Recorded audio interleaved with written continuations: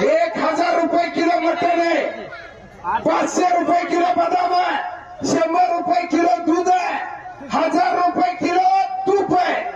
एका पैलवानाला रोज 1000 रुपये खायला जाते आणि त्यावेळेस पैलवान गळत असतो। का म्हणायचं नाही, कोणाच्या वगैरे घरी पैलवान तयार होत नसते। राजमाता जिजाऊंची कोस लागते।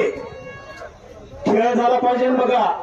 शेवटची कुस्ती पिंपरी केसरी गदेसाठी लढतात हे दोघ जण आणि गदेची मानकरी ते जन्माची जन्मांजन्माचं जर पाप जळायचं असेल तर नामस्मरणाची ताकद आपल्याला दाखवावं लागते। म्हणून सगळ्यांनी एकदा हात वरती करायचं आणि बजरंग बलीच्या नामाचा जय जयकार। ज्यांचे हात खाली राहतील पुढच्या जन्मात कोणता जन्म येईल मी नाही सांगू शकत। बोलो बजरंग बली की, छत्रपती शिवाजी महाराज की, धर्मवीर संभाजी महाराज की। गाव बारके हवेपासून 7 किलोमीटर आतमध्ये यावं लागते, पण कुस्त्या काय एकदम महाराष्ट्र केसरी बघायला आलो का काय असं फिलिंग वाटायला लागलं या गावाचं। एकदा गावासाठी सुद्धा टाळ्या करा।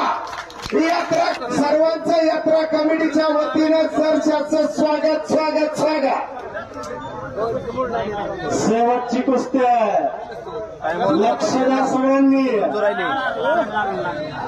त्रैलोक्य झेंडा लढतायत दोघे, त्रैलोक्य झेंडा लावण्यासाठी लढतायत। सर कुस्तीचं हे मैदान याच मैदानामधून लढलेला सैद चाऊस पैलवान महाराष्ट्र केसरी झाला।